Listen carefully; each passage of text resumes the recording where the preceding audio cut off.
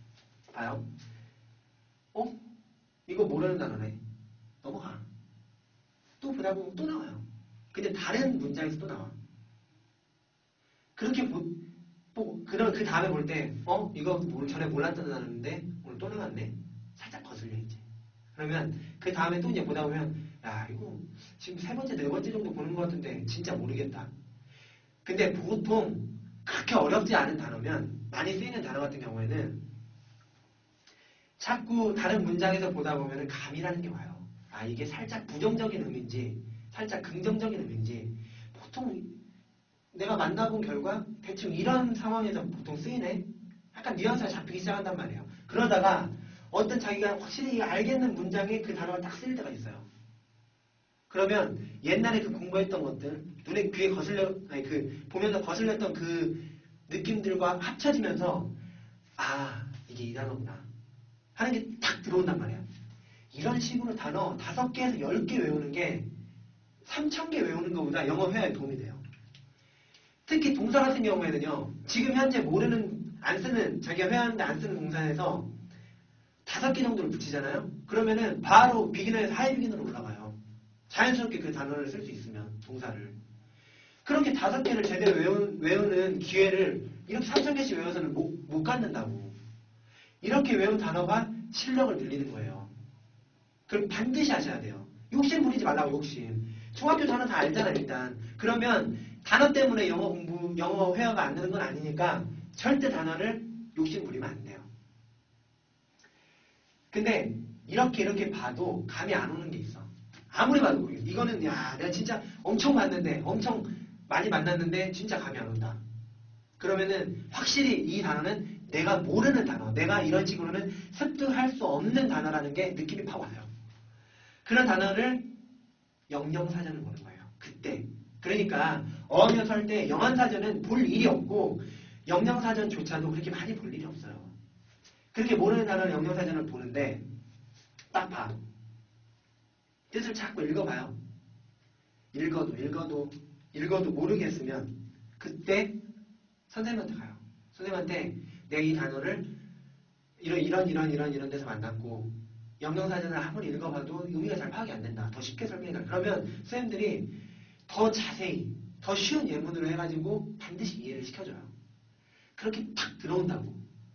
그렇게 해도 안 들어올 때 마지막으로 최후의 본으로 보는 게 영한사전이에요. 근데 어떤 바보 같은 학생들은 저한테 이런 질문을 해요. 그럼 어차피 알게 되는 단어, 뜻 알게 되는 단어, 뭐 이렇게 돌아갑니까? 그냥 뜻 찾아서 보지. 이렇게 생각하면 정말 바보 같은 거예요. 이 개긴 시간 때문에 회화가 된다고. 영어 회화가. 다른 게 아니에요. 영어를 무슨 토론 딱 잡아놓고 이렇게 하느라고 영어가 느는 것 같아요? 결코 그렇지 않아요. 뭔가 모르는 걸 자꾸 묘사하고 설명하는 그 과정에서 회화가 굉장히 많이 된단 말이에요. 그리고 돌아갈 수 있는 방법을 알게 돼요. 제가 처음에 말했죠. 그 레벨은 모르는 단어를 만났을 때 돌아갈지 않은 사람, 자연스럽게. 그 사람이 그 레벨을 가진 사람이라고. 그런 연습이 되는 거란 말이에요. 모르는 단어를 그런 식으로 접근을 하면서. 그리고 그냥 영한사전을 보면은 콩글리시가 되지만 이런 식으로 본 다음에 영한사전을 보는 건 달라요. 내가 어떤 뜻을 찾고 있었는지 지금까지 개기면서 알았잖아. 영한사전에서 그 뜻을 찾게 돼요. 맞춰본다고. 그러면 이게 영한사전에 8번에 있어도 이게 8번 뜻이 정답이구나 하고 8번 뜻을 외운다고. 그럼 콩글리시가 안 되죠. 그리고 이걸 딱 봤을 때 이래서 영영사전이 이렇게 써있고 선생님들이 이렇게 설명을 한 거구나. 싹 소급해서 돌아가면서 이 단어가 팍 잡힌다고. 그러면 단어는 해결되는 거예요. 이런 식으로 조금씩 늘려가면은 거기서부터 레벨이 올라가기 시작하는 거예요. 그렇게 해가지고 제가 말씀드렸던 그 레벨이 돼. 그 레벨은 일단 자기가 하고자 하는 말은 다 할 수 있는 레벨이거든요. 문제는 똑같은 말을 해도 좀 어렵게 얘기를 하거나 수준 있게 얘기하는 게 아직 안 된다 뿐이지 내가 하려고 하는 말은 돌려서든 어떻게든 얘기를 할 수 있어요. 그 다음부터 영어 공부를 어떻게 하면 되냐면 나 말할 줄 아는 사람이야. 벌써. 저 사람 나보다 영어를 더 잘하긴 하는데 저 사람도 말할 줄 아는 사람 나도 말할 줄 아는 사람. 얘기하는데 지장 없죠. 말하다 보면은 튜터 선생님들 원어민 있는 사람들이 나는 보통 저 말을 그래 알겠어. 저 말을 하는 건데 나는 보통 저 말을 할 때 이런 단어밖에 못 써요. 내가 외운 단어가 내가 알고 있는 단어가 그 단어밖에 없으니까. 근데 저 사람이 말하는 게 무슨 말인지 알겠는데 저 사람이 저 상황에서 이런 단어를 쓰네. 이게 귀에 거슬리기 시작해요. 이 레벨이 되면. 근데 이 레벨 자기가 아무 말이나 다 할 수 있는 이 레벨이 안 되면 기본 단어고 저 사람이 말하는 단어고 둘 다 모르는데 비교 대상이 없잖아. 그러니까 저 사람이 뭐라 하든지 다 안 들리는 거야. 근데 그 레벨이 되면 그 사람이 딱 그 얘기를 할 때 귀에 거슬려요. 이것 봐라. 저 사람 저렇게 얘기하니까 상당히 뉘앙스가 더 근접한 것 같네. 더 수준 있어 보이네. 그럴 때 딱 귀에 거슬리면서 그 다음부터는 자기가 그 단어를 쓸 수 있게 돼요. 물어볼 수 있게 되고 그 단어에 대해서. 그런 식으로 이제 얘기하면서 붙여가는 거예요. 단어를. 자연스럽게. 그러면 영어 단어 따로 안 외워도 돼요. 지금까지 한 번도 외운 적 없어요. 단어를. 계속 붙는다고 단어가. 하다 보면. 뭐 다 영어잖아. 보다 보면 여기서 이런 식으로 쓰이네. 난 보통 이런 식으로밖에 못 쓰는데. 그거예요. 단어는.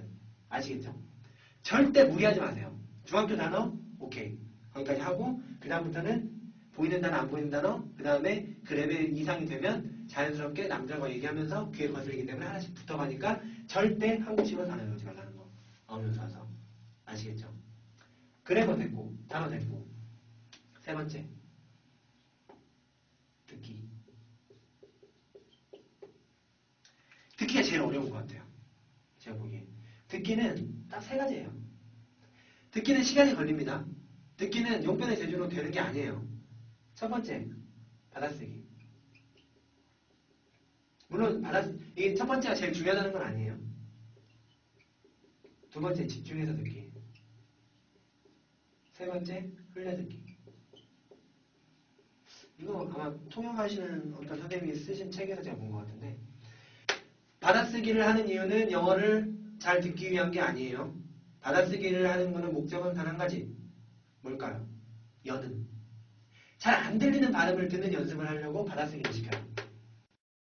두 번째, 집중해서 듣기. 저희 과목에 MRS라고 하는데 예습을 해서 듣고 선생님과 얘기하는 건 의미가 없습니다. 집중해서 듣는 건 처음 뭔가를 딱 접했을 때 딱 집중해서 들어가지고 파악한 내용을 자기 입으로 얘기해보는 연습을 하는 거예요. 내가 어느 정도 이제 말을 하기 시작하면 딱 듣고 그 들은 내용을 그대로 얘기를 하는 게 아니고 자기의 단어로 걸러서 쉽게 자기가 설명할 수 있는 그런 연습을 하는 거예요. 그러면 듣기에서 스피킹이 연결이 돼요. 이런 식으로 집중해서 듣는 연습을 자꾸 실전처럼 해야 뭔가 딱 들었을 때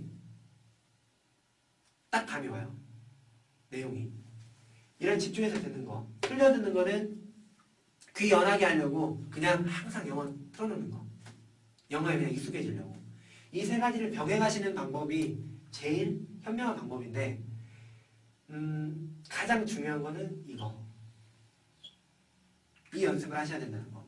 요새 IELTS도 그렇고 토플도 그렇고 교수님 강의를 하나 들려주고 거기에 대해서 문제를 내죠. 그런 스피킹 시험이 있어요. 이게 안 되면 그리고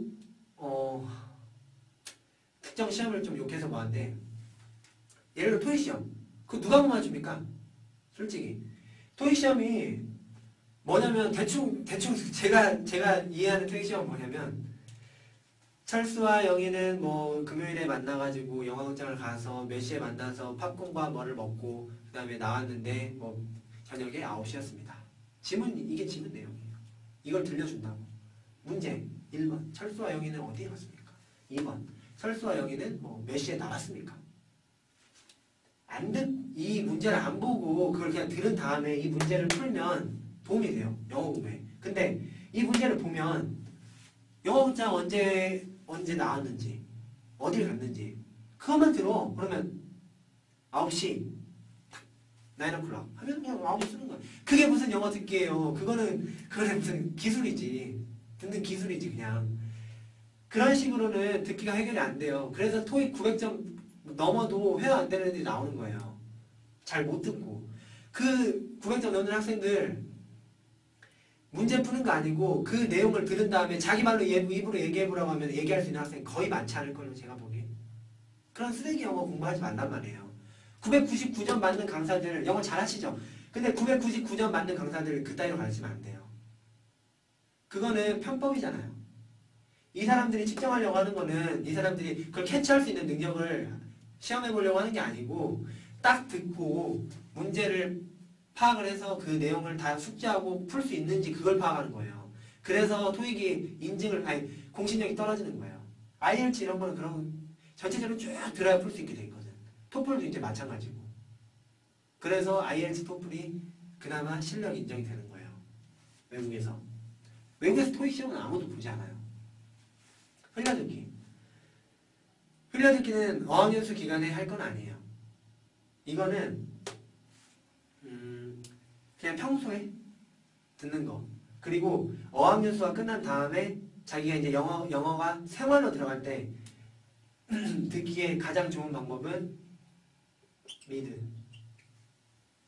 미드라는 단어 우리나라에서만 쓰는 미국 드라마라고 하는데 한글 자막 보지 말고 영어 자막 보지 말고 그냥 미드를 보셔야 돼요. 제가 영국에 살 때 그러니까 뭐 24, 프렌즈, 위기의 주부들, 데스퍼레이트 하우스와이프 뭐 이런 미드에 미쳐 산 적이 있어요. 몇 달 정도. 밥만 먹고 그거 봐요. 정말 많이 늘어요. 영어 듣기. 근데 문제는 절대 자막 놓고 보면 안 된다는 거. 그리고 똑같은 영화를 매일 계속 반복해서 볼 수 있으면은 그게 더 효과적이긴 해요. 근데 그거는 사람이 할 짓이 아니에요. 정말. 너무 힘들어. 똑같은 걸 계속 본다는 건. 미드의 장점은 딱 한 가지예요. 나오는 사람이 똑같죠. 말하는 톤이 똑같죠. 그 사람 캐릭터들이 있죠. 근데 내용은 계속 바뀌죠. 질리지 않게 보는데 반복이 된다는 거. 그게 미드의 장점이에요. 그 사람이 똑같은 그러니까 이 사람이 똑같은 말을 하는 건 아니지만 그 스타일이 익숙해지기 때문에 자꾸 반복이 된다는 거. 그래서 영어가 들리기 시작해요. 그래서 회화가 되고 어느 정도 수준에 올라간 이후부터는 미드하고 미쳐서 살아보시는 것도 괜찮아요. 듣기는 그런 식으로 해결하시면 되고. 네 번째. 저희가 하는 클래스 중에 뭐 많은 클래스들이 있는데 무비 클래스라는 게 있어요. 무비 모션 클래스.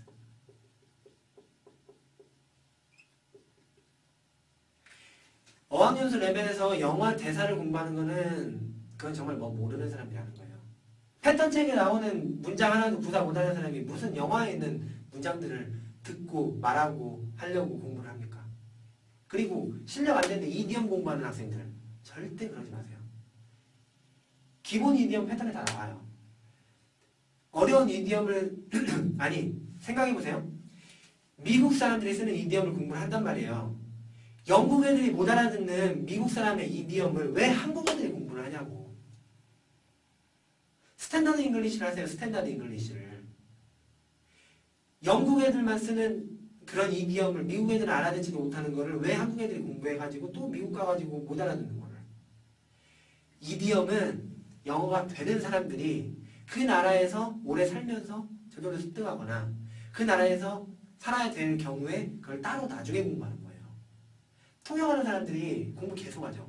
영어는 잘하는데 그 분야에 대해서 모르는 단어가 많기 때문에 그 부분만 다시 한번 공부를 하는 거예요. 그래서 통역을 해야 되니까.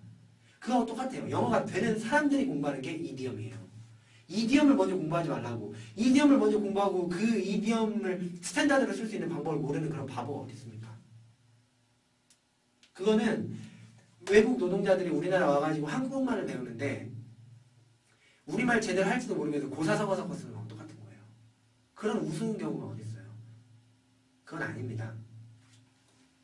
그리고 그리고 단어에서 제가 빠뜨린 게 있는데 이렇게 콩글리시를 쓸 경우에 무슨 문제가 생기냐면은 외국 사람들이 한국 애들 다 얘기하는 거 들어보면 뭐야? 그래 저 단어가 저런 뜻이 있긴 있을 거야 아마 사전에. 근데 저런 때는 정치적으로 문장을 만든다거나 정치적인 용어를 쓴다거나 이런 때만 저런 단어를 쓰는 건데 왜 저걸 저기다 쓰지? 이런 식으로 된단 말이에요. 그러니까 이상한 영어가 되는 거야. 무비 모션 클래스. 제가 필리핀에 잠깐 왔었다고 그랬죠. 그때 선생님하고 했던 클래스가 단 한 가지. 이거 딱 한 수업했습니다. 무비 모션 클래스. 제가 만든 거예요. 방식을. 왜 무비 모션 클래스를 한지 아세요? 무비 클래스가 아니고? 뭐가 들려야지. 영화 공부할 수 있는 레벨이 아니었어요. 그래서 생각한 게, 아, 저 사람들이 행동하는 것만 다 묘사할 수 있어도 어느 정도 얘기를 할 수 있겠다. 어차피 들리지도 않는 거 설명이나 좀 해보자. 그렇게 해서 선생님한테 부탁해가지고 공부했던 게 무비 모션 클래스예요. 무비 모션 클래스가 여러분이 입으로 말할 수 있게는 해줍니다. 어떻게 하는 거냐면 영화를 봐요. 그러면 선생님이 첫 번째 단계에서 다 멈춰요. 큰 동작들, 뭐 신발 끈을 묶는 장면, 단추를 푸는 장면, 뭐 머리를 만지고 있는 장면, 양치질을 하는 장면, 이런 장면들을 다 큰 동작들을 멈춰요. 그리고 학생들한테 설명을 하게 해요. 뭘 하고 있는지. 그러면 뭐 여자가 뭐 커피를 마시면서 빵을 먹고 있다. 그럼 뭐 she's drinking coffee with eating bread. 뭐 이런 식으로 문장을 만들면 선생님들이 교정을 해주는 이런 방식으로 수업을 한단 말이에요. 그러면 첫 단계에서 그렇게 쭉 큰 동작들을 하고 두 번째에서 다 멈춰요. 뭐 머리 스타일은 어떻고 색깔이 어떻고 어떤 무늬에 어떤 옷을 입고 있는데 어떤 분위기의 사람이고 뭐 이런 자세한 묘사들을 두 번째 다시 보면서 똑같은 영화를 다시 보면서 하게 되고 세 번째 단계에서 문단을 만드는 거예요. 한 씬별로.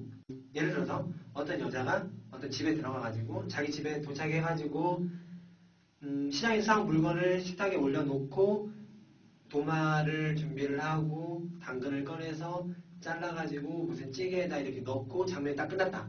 그러면은 그거를 들어오면서부터 나갈 때까지 그 장면이 끝날 때까지 그걸 묘사를 하는 거예요. 3단계, 첫 번째 단계 기본적으로 회화하는 게 잡혀요. 두 번째 단계 관찰력이 생겨요. 세 번째 단계에서 문법이 다 잡혀요. 왜냐하면 문장과 문장을 연결해야 되잖아요. 접속사, 관계대명사 이런 게 다 나오게 돼요. 거기서. 이 클래스 하나만 가지고도 영어는 돼요. 이거의 최대 장점은 뭐냐면 그렇게 영어를 하나 끝내시잖아요. 밖에 나갔어. 보통 이렇게 사람들이 이렇게 묶는 걸 포니테일이라고 하죠. 포니테일을 묶었다고 하는데 영화에서 그걸 공부를 한 사람은 따로 복습을 하지 않아도 밖에서 누군가 그렇게 영화라는 거는 일반 생활의 연장선상이고 그걸 농축해서 한 두 시간에 모든 장면이 다 들어가 있는 거잖아요. 한 사람의 인생이. 그러면 대부분 밖에서 보는 것들이 영화에 다 나와요. 이런 사람들 밖에서 또 보게 된단 말이에요. 그러면 자기가 생각 굳이 반복하려고 하지 않아도 딱 보면 아 저거 포니테일이라고 하는데 이렇게 저절로 반복이 돼요. 그게 굉장히 중요해요. 그리고 보통 2개월에서 3개월 정도 영화 하나를 끝내는데 그렇게 영화 하나 끝내게 되면 2, 3개월 공부한 분량을 다시 복습하는데 굉장한 효과가 있어요. 2시간짜리 영화 쭉 보면은 공부했던 영화면 다 생각이 나요. 아 선생님이 이렇게 설명했었고 내가 이렇게 얘기를 했었는데 선생님이 이렇게 교정을 해줘서 이 부분 틀린 거고 자 그 장면 다 떠오른단 말이에요. 문장들이. 3개월 동안 공부한 내용을 2시간 안에 다 리마인드를 할 수 있다고요. 굉장한 효과예요. 또 중요한 건 처음 자기가 공부할 때 레벨이랑 영화 끝나고 다시 그걸 반복할 때 복습할 때 레벨은 달라요. 그러면 아 내가 저걸 저만큼밖에 설명을 못했었는데 이렇게 더 자세히 묘사를 할 수 있고 더 영어가 계속 붙게 되는 거예요. 그래서 한두 개를 딱 끝내놓으면 계속 반복해서 보면서 영어 실력이 계속 늘어요. 이런 식으로 공부를 해서 스피킹은 되는데 근데 딱 한 가지 단점이 생각 없이 말할 수 있게 만들어주지 못한다는 거. 무비 클래스가. 영어를 말할 수는 있게 해주는데 바로바로 즉각적으로 튀어나올 수 있는 영어로 만들어주진 않아요. 무비 클래스가. 그래서 제 학원에서 제일 중요하게 생각하는 게 워크 리딩이에요.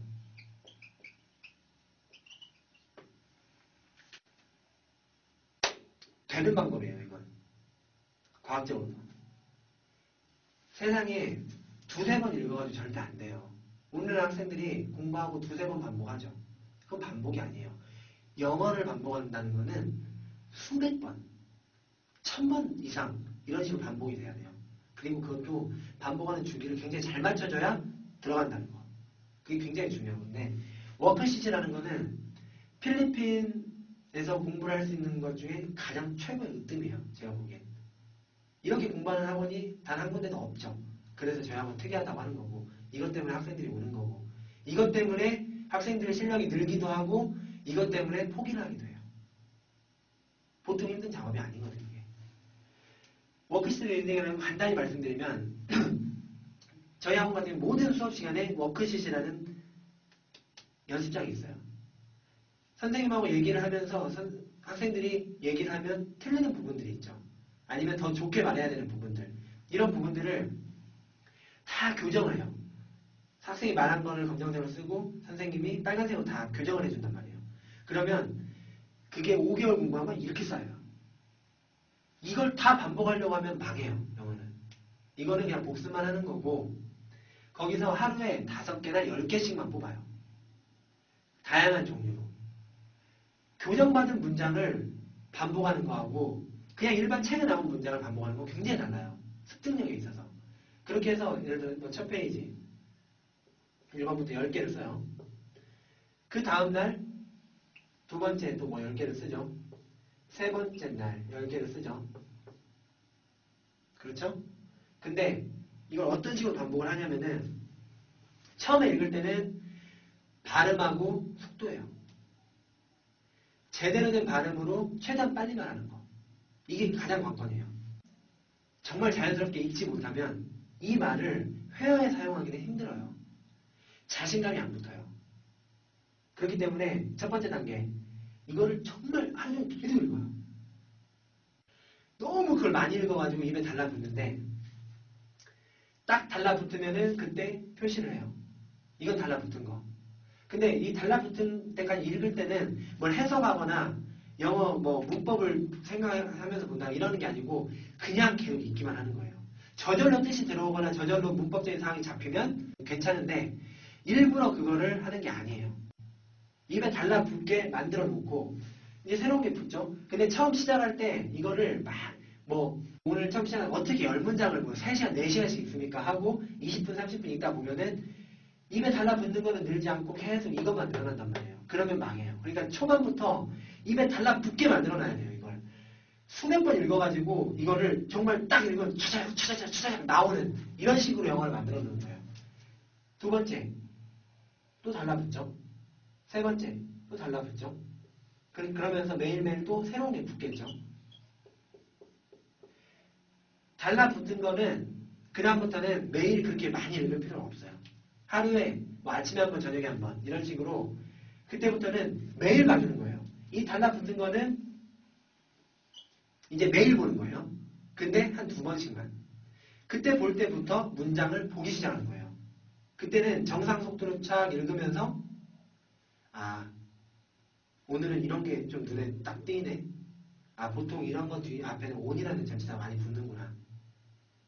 이거는 보통 이런 단어하고 이런 단어하고 이런 식으로 많이 붙어서 문장들이 구성이 되는구나. 이런 것들을 한 번에 여러 가지를 생각하는 게 아니고 딱 한 번 쫙 읽으면서 느끼는 것들 하나씩 뽑아내는 거예요. 전체적으로 한 번 딱 생각도 해보고. 이런 식으로 이 붙은 거는 매일 봐주다 보면 똑같은 문장에서 굉장히 많은 것들을 얻어낼 수가 있어요. 오늘 볼 때, 오늘 반복해서 볼 때랑 내일 볼 때랑 다음날 볼 때랑 또 틀려요. 계속 새로운 게 나와. 희한하게. 그러다 보면은 본 거를 자기가 많이 읽은 거를 또 읽는 게 더 재밌어질 때가 있어요. 그러면 이렇게 계속 이제 붙죠. 근데 이게 중요한 게 뭐냐면 이 붙는 거는 잘 안 늘어나는데 이것만 계속 늘어난다. 그러면 속도 조절을 하셔야 돼요. 이 속도 조절을 잘해서 두 가지가 같이 이렇게 나가는 거예요. 그렇게 되면 어떤 현상이 일어나냐면은 몸에 이게 체화가 돼요.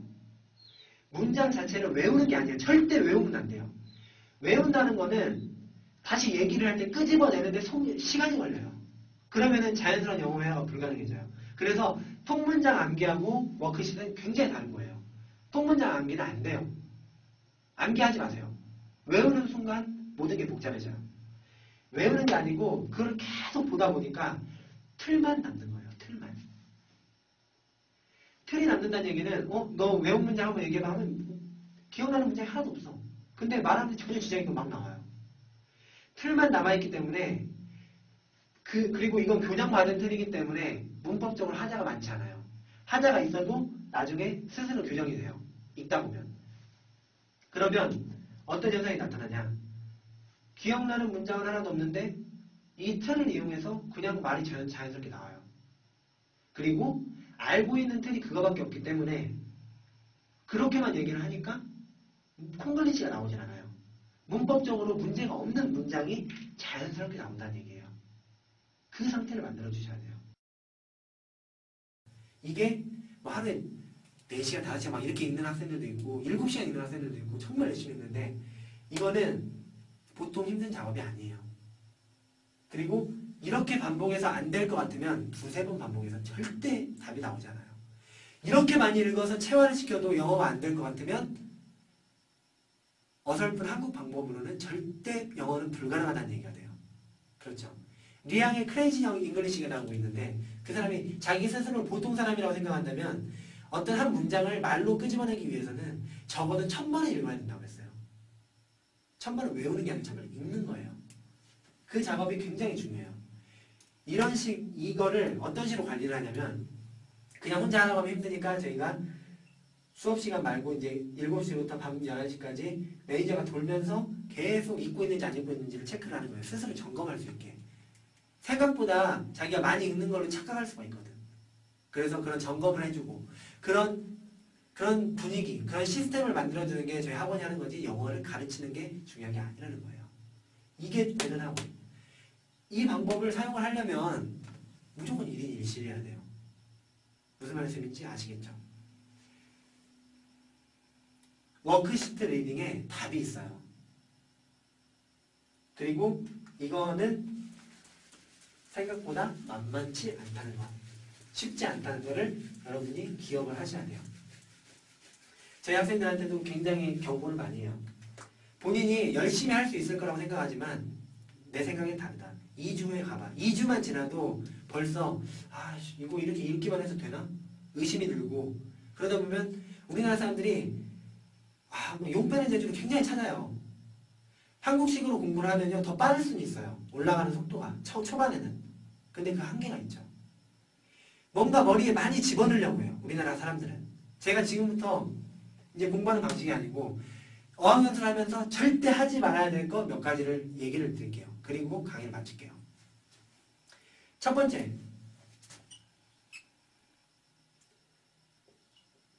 한국식 방법으로 돌아가지 말라는 거. 시작을 딱 했잖아요. 잊어버려요. 한국식 방법은. 한국식 방법의 묘미는 뭐냐면은 뭔가 많이 알아가는 것 같다는 거.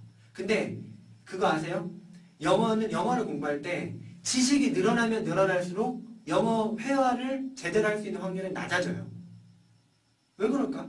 많이 알아가는데 왜 말이 더 안 나와요? 들어가는 건 많은데 반복은 못 하잖아요. 제대로 반복이 안 되기 때문에 그건 다 사장되는 거예요. 쓰레기로 남는 거라고. 그러면은 공부하는 시간은 많은데 안 돼. 그러니까 열심히 정말 하루 종일 영어 공부만 하는데도 회화가 안 되는 거예요. 그건 우리나라 사람들이 증명했잖아요. 영어 선생님들이 증명한 거예요. 그건. 영어 선생님들. 우리나라 방식으로 영어 공부해가지고 올라갈 수 있는 최고봉이에요. 제가 보기엔. 문법 굉장하고 문법 실력 굉장하고 그 다음에 단어 정말 많이 하시고 원어민보다 더 많이 하시고 독해 못하는 독해 없고 왜 회화가 안 될까? 문제가 분명히 있는 거예요. 그렇게 증명하신 분들이 있는데 왜 한국식으로 가냐고. 영어 학원들 똑같이 가르쳐요. 다. 문 닫았으면 좋겠어요. 그건 학생들 제대로 된 방법도 아니면서 등골 빼먹는 거예요. 제가 보기엔. 그러니까 어학연수 하시면서 다시 한국식으로 절대 돌아가시면 안 돼요. 아무리 힘들어도. 두 번째, 잉글리시 존. 영어만 사용하고 한국말은 절대 사용하면 안 된다는 거. 이건 설명 더 이상 안 드릴게요. 세 번째,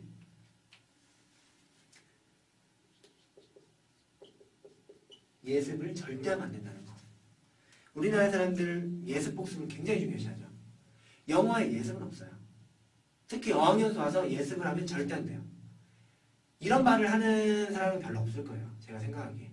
있었다고 할 수도 있는데. 예습을 하면 안 되는 이유를 제가 간단하게 설명드릴게요. 1대1 수업을 해요. 오늘 낙태에 대한 주제로 수업을 하기로 했어요. 그래서 학생이 낙태에 대해서 뭘 말할지 다 준비를 했어요. 단어도 찾아보고 문장도 만들어 놓고 수업 딱 들어갔어요. 많이 말하죠. 학생들이 그 시간에 돈을 내고 하는 거기 때문에 최대한 말을 많이 해야 안 아깝게 생각해요. 그 시간을. 근데 이렇게 준비를 해가지고 말하는 건 앵무새예요. 아니 그거 다 준비해가지고 누가 말 못합니까? 실전력이 제로가 돼요. 그러면 나중에 주제 안 알려주고 그냥 얘기해야 될 때는 어떻게 얘기할 건데? 실전 감각도 없잖아. 실전 감각. 바로 딱 뭔가 부딪혔을 때 해결할 수 있는 능력이 없잖아요. 그래서 절대 예습을 하시면 안 돼요. 항상 실전처럼 아무런 준비 없이 딱 들어갔는데 자기가 얼마나 거기에 대해서 듣고 이해를 하고 얘기를 할 수 있는지 그게 돼야 돼요. 말을 못해도 깝깝하게 생각하지 말고 한 문장씩 다음 시간에는 한마디라도 더 복습을 해가지고 그거를 늘려가야 돼요. 아시겠죠? 예습 절대 하면 안 돼요.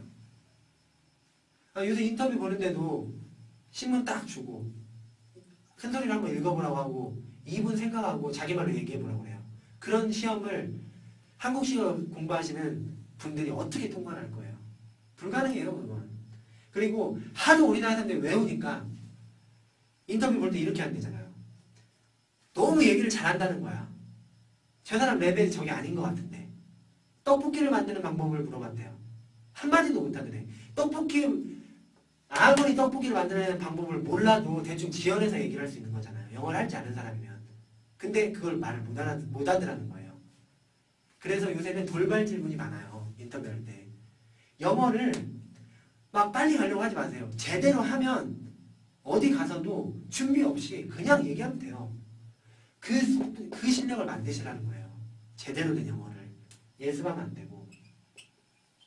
네 번째.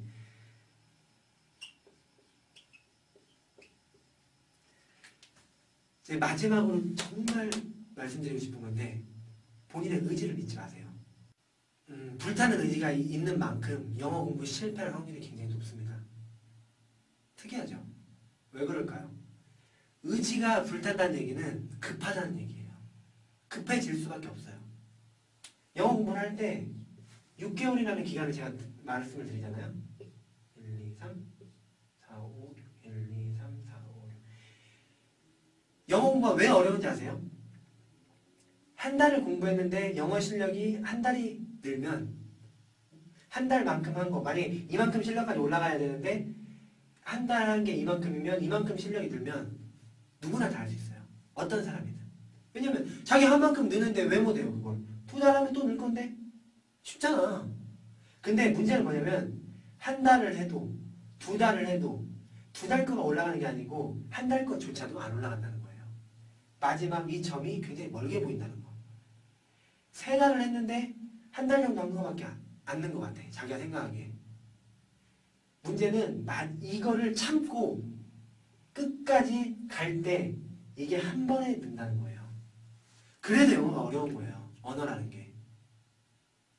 어느 정도 시점이 돼야 이게 올라가요. 그리고 그 시점이 올라갈 때까지는 꾸준히 똑같은 방법으로 쭉 밀어줘야 그게 가능한데 이게 안 되니까 다른 방법을 또 제로부터 다시 시작하죠. 또 이게 또 이제 부족한 것 같으니까 뭘 또 섞어. 그러면 또 여기 맨날 여긴 거야 맨날. 그러다 포기하는 거예요. 그래서 의지를 믿지 마세요. 의지는 3일이에요. 3일. 그러면 뭘 믿어야 되냐? 습관. 영어는 정말 미친듯이 열심히, 물론 짧은 기간이기 때문에 미친듯이 열심히 해야 되지만 미친듯이 열심히 하는 걸 습관화시켜야 돼요. 이렇게 할까 저렇게 할까 될까 안 될까 이런 고민하는 시간 자체가 고민하고 있는 그 사실 자체가 영어 제대로 공부 안 하고 있다는 얘기예요. 그런 시간이 어디 있어? 한 자라도 더 읽어야지 그 시간에. 습관을 일어나면 당연히 그냥 계속 읽고 오늘 또 수업 들어가고 또 읽고 다시 리마인드 해보고 그 습관